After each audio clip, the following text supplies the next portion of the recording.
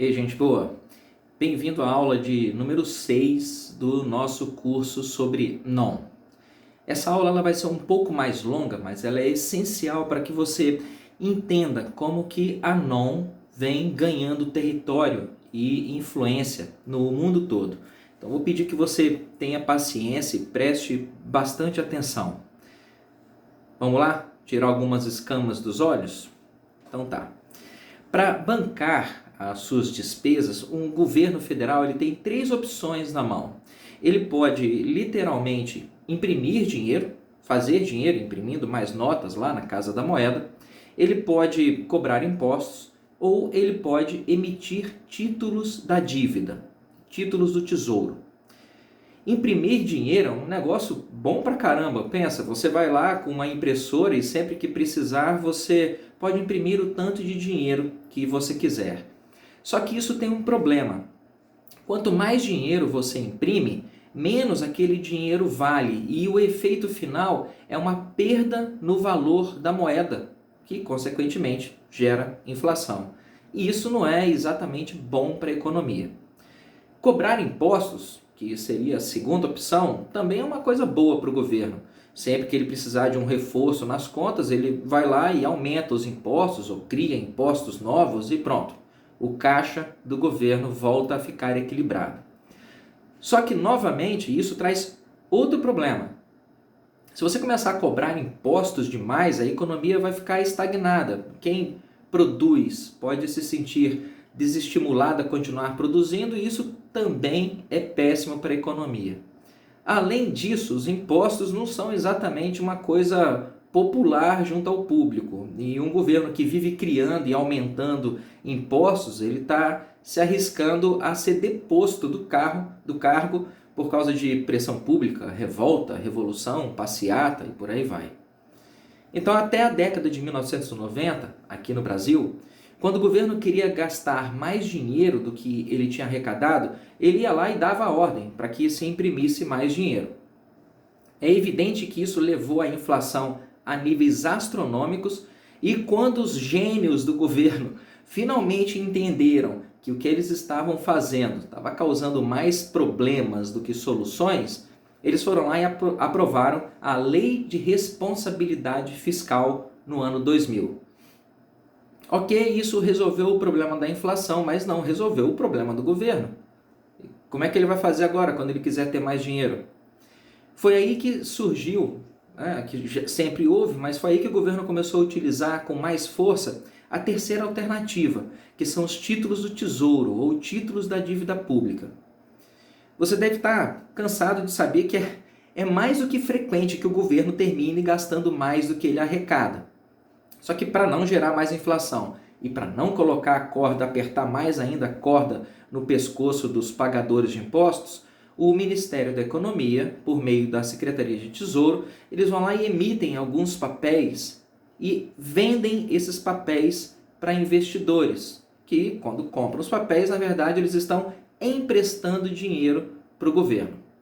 A maior parte dos títulos do Tesouro ela é comprada por grandes bancos internacionais. E aqui eu tenho que te contar um pouquinho de história. Durante séculos, os banqueiros ganharam uma nota financiando governos e reis.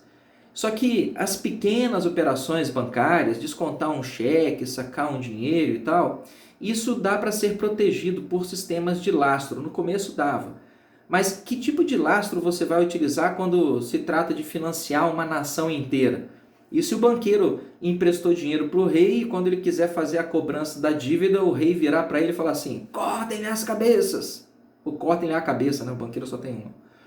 O fato é, o processo para executar a dívida de um dinheiro que você emprestou para um governo ou um monarca, esse processo não é ensinado nas escolas de negócio e a maioria de nós nunca se meteu a besta de financiar esse tipo de transação.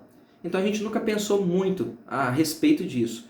Mas isso não elimina o fato de que existe um mercado que financia reis e governos e esse mercado produz ganhos excelentes. Para evitar o risco de calote, para evitar o risco de perder a sua cabeça, existem duas estratégias que você pode empreender e você pode utilizar quando você vai emprestar dinheiro para um governo, quando você vai emprestar dinheiro para um rei. Primeiro, você pode participar da mesa diretora que vai gerenciar o uso daquele capital. Nesse caso, o dinheiro vai ser emprestado para o rei ou para o governo apenas se você ou um representante em seu nome atuar ali no comitê gestor daquela grana. É assim que alguns banqueiros emprestam centenas de bilhões de dólares para governos no mundo inteiro e eles seguem exercendo uma influência considerável na política daqueles países. A segunda medida para você poder garantir que você vai receber esse dinheiro de volta é você financiar os dois lados. Se o rei ou o presidente daquele país for deposto, o seu sucesso, quem suceder você, vai continuar tendo sucesso em financiar junto com ao rei em nome de você e do seu banco. Por isso que é sempre interessante que o rei ou o presidente ele tenha um opositor, um inimigo, porque aí financiando os dois lados você sempre ganha. E se o rei ou o presidente não tem um inimigo, é ainda mais interessante que você, como investidor, crie um. Um dos mestres pioneiros nesse joguinho foi um cara chamado Mayer Amschel Bauer. Ele viveu de 1743 a 1712. O pai de Mayer, um cara chamado Moses, ele já operava um sistema de câmbio e empréstimos no começo do século 18, na Alemanha. O Moses trabalhava lá emprestando dinheiro na Alemanha, século 18. Para identificar a loja dele em Frankfurt, o Moses ele tinha colocado um escudo vermelho em cima da porta para identificar a loja dele. Era um escudo vermelho com uma águia romana desenhada. Opa, quase que caiu meu óculos aqui. Quando o Mayer assumiu os negócios do pai, ele decidiu trocar o sobrenome Amschel Bauer para escudo vermelho. Em alemão, vermelho é Hot, eu não sei a pronúncia, eu sei como é que escreve, eu vou pronunciar como se escreve. Em alemão, vermelho é Hot e escudo é Shield. Shield, como se fosse Shield em inglês mesmo, né? Juntando os dois dá Rothschild, Rothschild. E foi a partir dessa sede em Frankfurt que Mayer, agora Mayer Rothschild, filho do Moses, o Mayer ele manteve um dos filhos dele na cidade e enviou outros 4 filhos para poder abrir filiais desse banco Rothschild em Londres, Paris, Viena e Nápoles. E Mayer era bem esperto, ele foi construir alguns vínculos de amizade junto com Guilherme I, que era filho do conde Frederico II e dono de uma das maiores fortunas na Europa na época.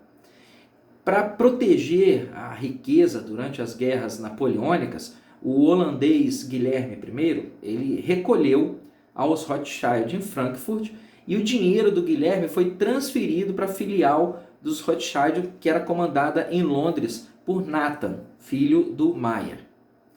Esse capital que eles transferiram começou a ser utilizado para financiar movimentos militares britânicos em Portugal, na Espanha e produziu ganhos monumentais para a família Rothschild.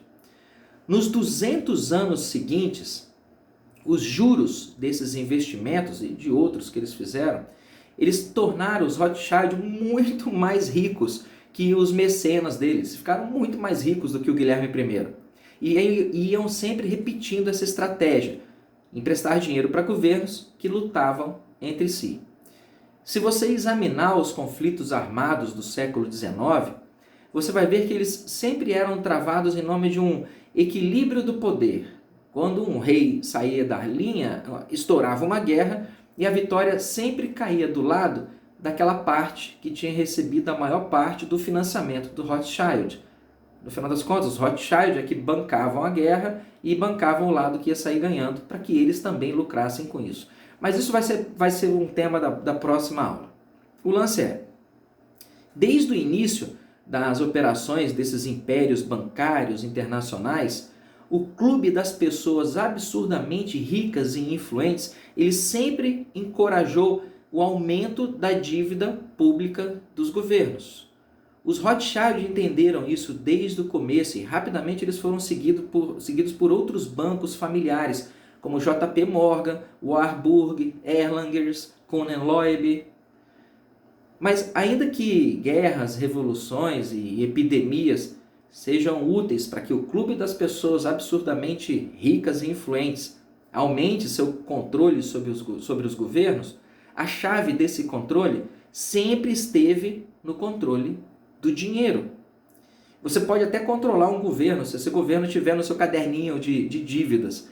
E um credor ele sempre vai estar na posição de solicitar ao soberano o privilégio de alguns monopólios, como o sistema bancário nacional, ou ter monopólio sobre o sistema de transporte, sobre os recursos naturais daquele país, mas nada disso supera você ter o controle direto sobre o dinheiro daquela nação.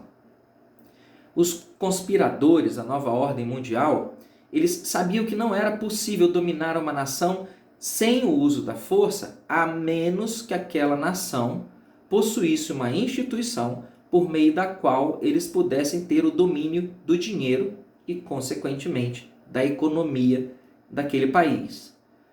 Então, um clube das pessoas absurdamente ricas e influentes estimulou a formação de bancos centrais em todos os países. Um banco central ele tem duas funções no papel. Uma das funções é proteger o sistema bancário. Ele carteliza o sistema bancário e reduz o risco de insolvência, dos bancos não terem dinheiro para honrar seus compromissos. O segundo papel de um banco central é financiar o governo federal. Quando um país criava o seu banco central, os mega investidores que estimularam a criação daquele banco, eles podiam apoiar as nomeações dos chefes do banco e eles eram perfeitamente capazes de derrubar esses chefes e trocar o chefe do Banco Central se fosse necessário. Quando o governo precisava de mais dinheiro, é muito simples. Ele vai lá, solicita agora ao Ministério da Economia, não precisa aumentar imposto, não precisa imprimir dinheiro. Simplesmente vai lá e pede para o seu Ministério da Economia emitir títulos do Tesouro. Esses títulos vão ser vendidos no mercado para mega investidores que vão comprar esses títulos como se fossem títulos de notas promissórias. O governo emitiu uma nota promissória, o mega investidor vai lá e compra essa nota. Mas quem garante que na hora em que essa nota promissória vencer, ou o governo vai pagar, ou quem garante que se os investidores que compraram essas notas, se eles quiserem vender essas notas para outras pessoas, alguém irá comprar? Quem garante que aquele papel emitido pelo governo, pelo Ministério da Economia, vale alguma coisa? O Banco Central garante. Quando o governo quer imprimir mais dinheiro, o Banco Central compra de volta os títulos, essas notas promissórias que estavam lá em posse dos investidores. Como que o Banco Central compra de volta esses títulos? Para entender isso, você tem que entender o que significa dinheiro fiduciário. O dinheiro fiduciário ele é um dinheiro que não possui lastro em nenhum commodity. Ele não tem lastro em ouro, ele não tem lastro em prata, em sacos de café, nada. Durante muito tempo, o governo só podia imprimir dinheiro se ele tivesse guardado nos bancos um lastro equivalente ao valor daquele dinheiro em ouro. Mas a partir da metade da década de 1970, esse padrão ouro ele foi abolido em praticamente todos os países do mundo. E os governos ganharam a permissão para imprimir dinheiro sem que esse dinheiro tivesse qualquer lastro. O dinheiro que o governo imprimia desse jeito, ele vinha carimbado pelo próprio governo dizendo "La garantia soy yo". E todo mundo aceitava isso aí como normal. Se o governo disse que aquele dinheiro vale X, então aquele dinheiro vale X e segue o jogo. Quando o Banco Central compra de volta essa montanha de títulos do Tesouro que estão na mão dos mega investidores, o que acontece é que alguém lá no Banco Central utiliza esse conceito de dinheiro fiduciário e simplesmente aperta um botão lá no computador e acrescenta alguns dígitos na conta do banco de quem o governo está comprando os títulos. Mas onde de que veio esse dinheiro que o Banco Central colocou lá na conta? Esse dinheiro veio de lugar nenhum. O Banco Central criou esse valor do nada. Nenhuma conta foi debitada e isso não foi sacado de FGTS, de poupança, de nada. A base monetária, que é o total de dinheiro na economia que existe na forma de moeda em circulação e no total de reservas bancárias lá no Banco Central, essa base monetária ela foi expandida magicamente e as reservas dos bancos investidores aumentaram com um clique no botão no computador. Então os bancos emprestam dinheiro para o governo comprando títulos da dívida emitidos pela Secretaria do Tesouro, porque eles sabem que o governo sempre vai gastar mais do que arrecadou e cedo ou tarde, quando o governo precisar de injetar dinheiro na economia, o Banco Central vai comprar de volta esses títulos, imprimindo livremente dinheiro eletrônico na conta desses bancos. Quando o Banco Central pega esses títulos vão acabar vencendo em algum momento, é uma nota promissória. Só que ao invés disso vencer na mão do investidor, o título vai vencer na mão do Banco Central. Quando esse título vence, o que o Banco Central faz? Ele cobra do governo? Não. O governo não paga isso para o Banco Central. O Banco Central simplesmente vai rolando a dívida, trocando a dívida daqueles títulos, daquela nota promissória, por uma outra dívida um pouco maior, cobrando alguns juros, mas uma dívida de longo prazo. O final desse processo todo é que os títulos emitidos pelo governo, eles terminam voltando para as mãos do próprio governo. E a dívida nunca é executada. E um dinheiro novo, magicamente, surge para poder financiar o governo. Em uma ditadura socialista, o governo ele tem que ser o maior possível. E ser o maior possível custa dinheiro. Um banco central ele resolve esse problema. Ele, garantido pela nossa confiança nesse dinheiro fiduciário, o Banco Central vai lá e imprime dinheiro eletrônico, aumenta a base monetária e financia o inchaço do governo. Quando você tem um Banco Central com liberdade irrestrita para imprimir esse tipo de dinheiro eletrônico na quantidade que ele bem quiser, a gente tem também um governo com uma mesada irrestrita para crescer e pisotear à vontade cada uma das nossas liberdades civis. Os bancos centrais eles começaram a ser instalados no mundo no século XVII. Um dos primeiros a surgir foi o Riksbank, na Suécia, em 1668. Em 1694 foi criado o Banco Central da Inglaterra, em 1800 foi criado o Banco Central da França, e nos Estados Unidos, o presidente progressista Woodrow Wilson constituiu o Federal Reserve, o Fed, que é o Banco Central americano. Ele fez o Fed em 1913. Em todos esses casos aí, apesar do Banco Central em geral ser criado por meio de atos do parlamento, ele é considerado um órgão independente. Mesmo nos Estados Unidos, o Fed ele não pertence legalmente ao Estado. Ele foi criado por um grupo de banqueiros chamado Money Trust, composto por financistas como J.P. Morgan, que era dono da US Steel, General Electric, AT&T e uma penca de empreendimentos. Outro cara que ajudou a constituir o Fed nos Estados Unidos foi J.D. Rockefeller, que é dono da Standard Oil e é considerado um dos homens mais ricos de todos os tempos. Em nenhuma dessas criações de bancos centrais, o povo foi consultado se ele queria ou não que um banco central fosse criado. O Banco Central simplesmente foi criado e pronto. Você pode até pensar que, beleza, um banco central é uma coisa essencial para que a economia de um país funcione, certo? Não, errado. Isso é uma falácia. Os bancos centrais não são essenciais para o funcionamento das economias de mercado. Durante um período de maior enriquecimento da história americana, de 1865 até a criação do Fed, em 1913, não havia um banco central nos Estados Unidos. O Banco Central do Canadá ele só foi criado em 1935.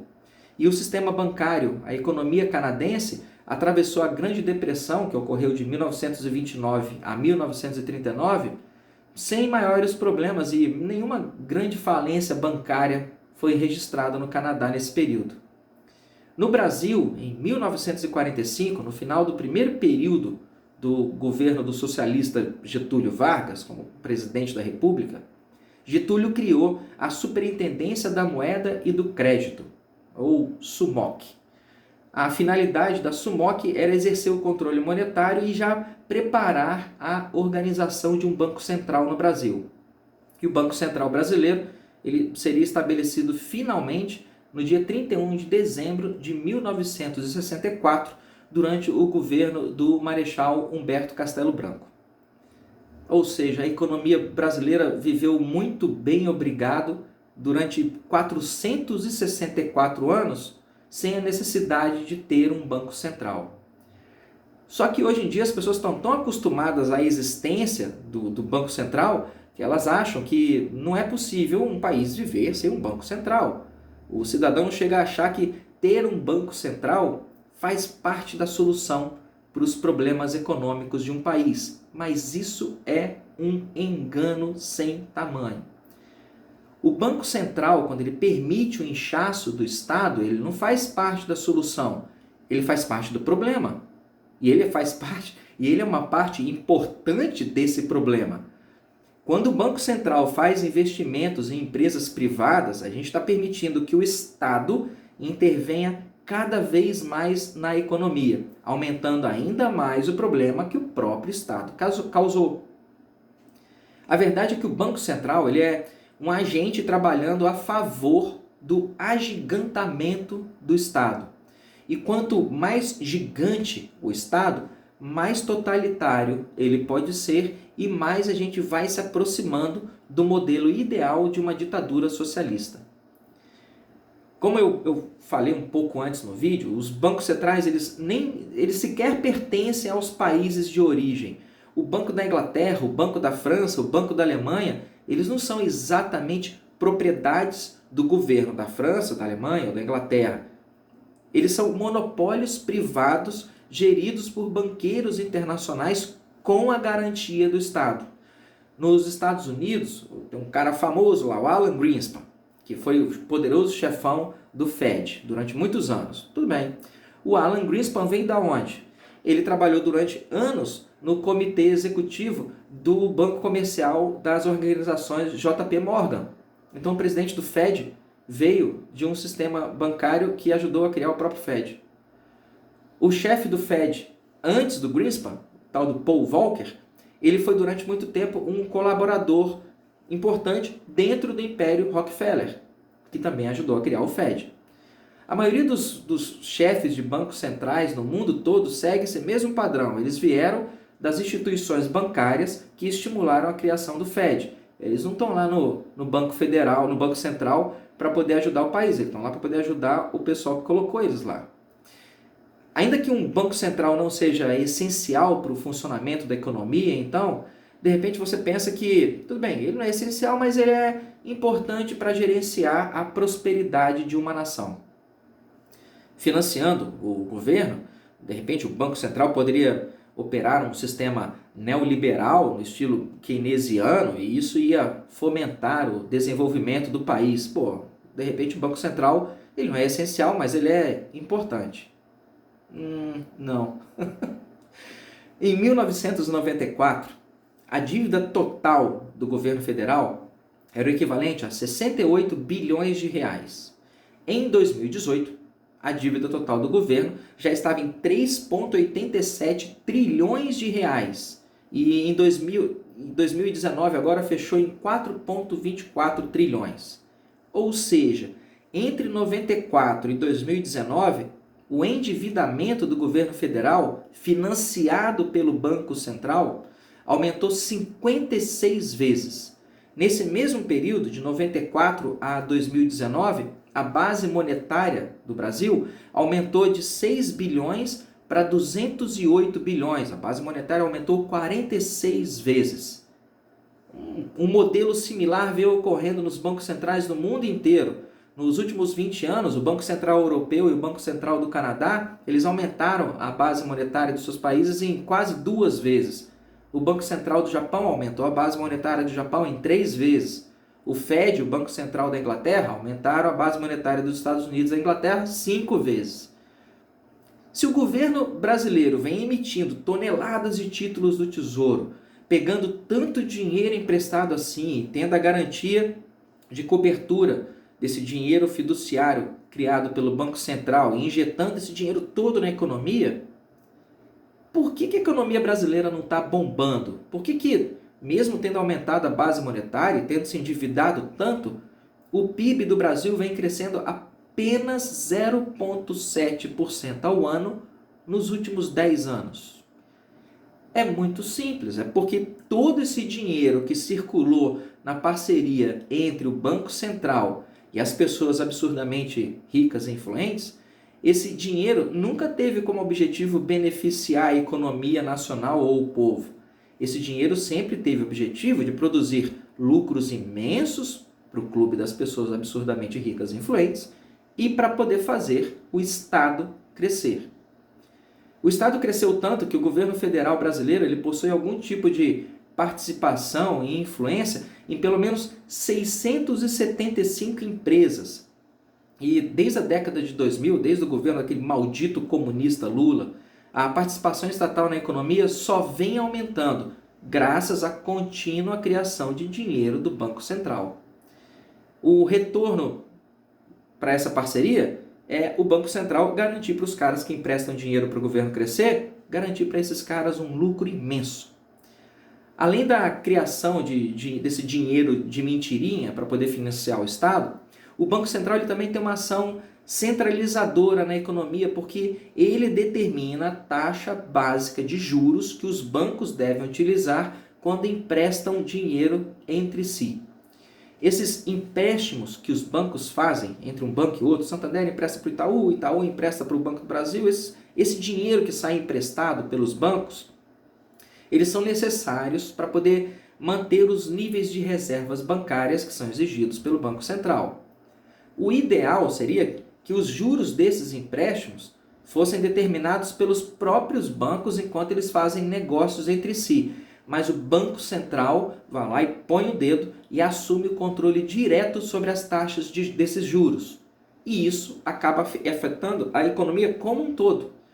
Por mais que os técnicos lá do Banco Central tentem se explicar sobre como que eles calculam essa taxa de juros que os bancos têm que praticar entre si, o fato é que o que o Banco Central está fazendo é executando uma economia centralmente planejada. Eles estão determinando lá um número e dizem, vocês cobrem esses juros entre vocês, e esses juros vão ser repassados para todo mundo. Bom, quando o Banco Central centraliza essa planificação, o que ele está fazendo é uma prática típica de países socialistas. Não dá para existir um mercado realmente livre se você tem um Banco Central.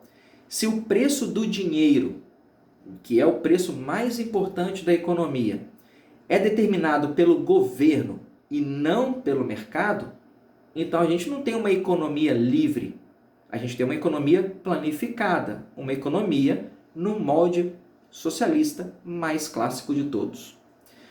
No final, o que o Banco Central faz é impor esse sistema socialista de planejamento centralizado que é contra a massa do povo e a favor de um número bem restrito de privilegiados. E praticamente todos os bancos centrais são um exemplo cabal de socialismo. Lembra, a essência da economia socialista é a planificação, com o Estado controlando os meios de produção e fixando os preços de produtos e serviços. Mas não é exatamente isso que o Banco Central faz?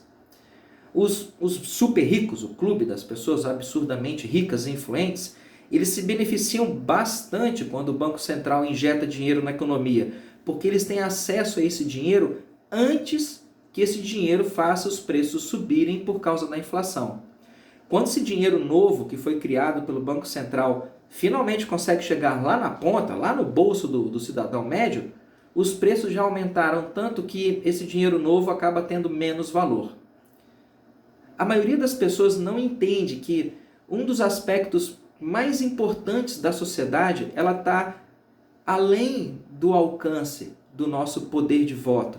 E esse aspecto importantíssimo, ele raramente consta nas faixas de protesto que o pessoal leva para as manifestações de rua.